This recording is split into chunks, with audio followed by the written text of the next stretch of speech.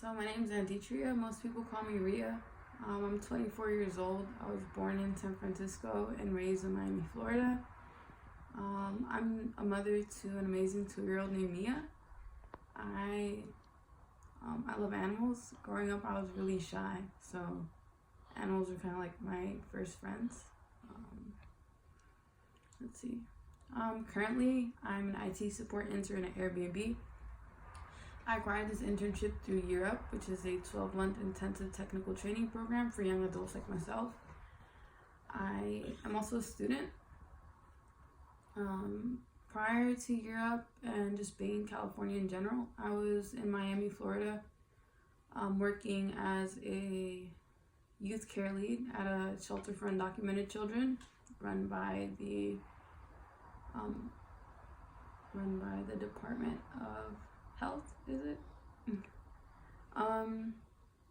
So like around March 2017, I got laid off and decided to take a vacation out here in California just to reconnect with friends and just take a break from everything that had going on in Florida. When I came out here, I ended up staying a bit longer than I intended to. I was initially supposed to be out here for 2 weeks, just pet sitting my friend's husky.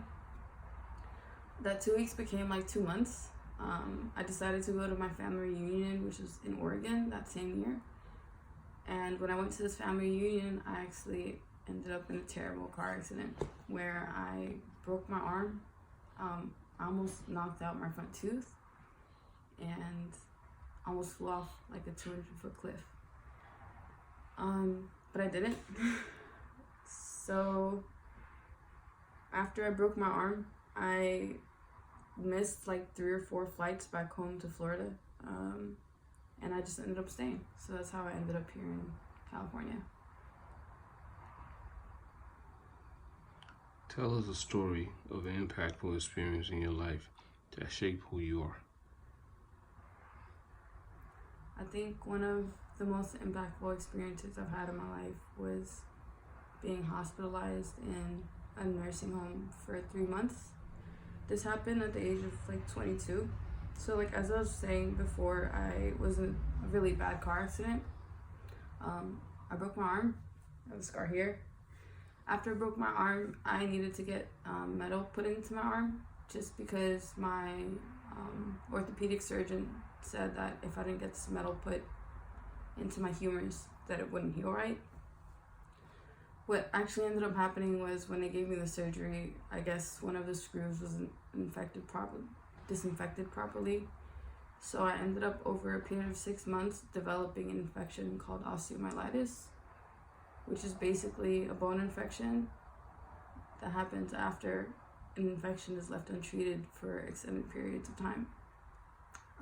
Because the infection was so bad, I was hospitalized for 10 days, and then after those 10 days in the actual hospital where I received 3 surgeries, I was sent to a residential facility, which is what most people know as a nursing home for long-term care. While I was there, it was a very humbling experience because I was supposed to have my arm amputated, my right arm, just below my elbow, or right above my elbow. So all this should have been cut off. While I was there, I was kind of just like very depressed.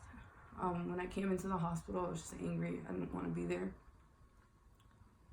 They kind of took everything. It felt like I was going to jail again. I was basically just forced to be in the hospital. I couldn't like leave, come and go as I pleased. I'm a single parent. So that was the first time in my life that my daughter was kind of taken from me, or just forced, like the separation was forced. She couldn't visit me every day. It was just really hard. I was just, like the first few weeks, I was very angry and I didn't want to come out.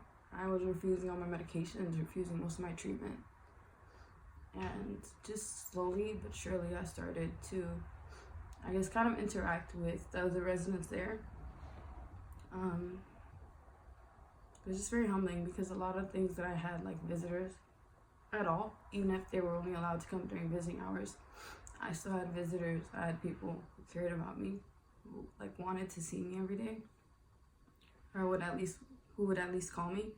And I was surrounded basically by people who were on their deathbeds. Kind of just opened my eyes and made me realize that I have a lot to be grateful for that other people don't have. A lot of those friends that I made there are gone now, so they helped me push forward.